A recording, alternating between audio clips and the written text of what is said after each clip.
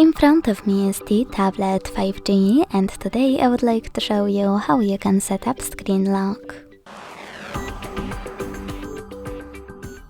Begin by launching Settings and scrolling down to access Security and Privacy.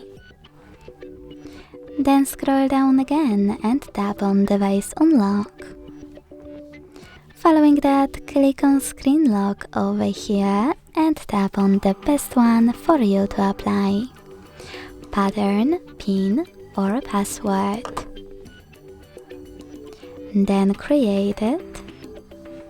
Select Next at the bottom right corner and repeat it to confirm it. When you're ready, select Confirm.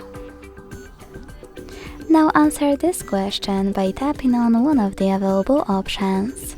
How do you want the lock screen to display your notifications?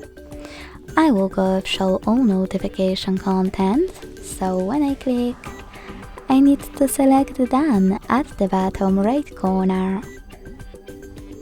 Finally, when I switch off my screen and turn it back on, I can see that pattern is required.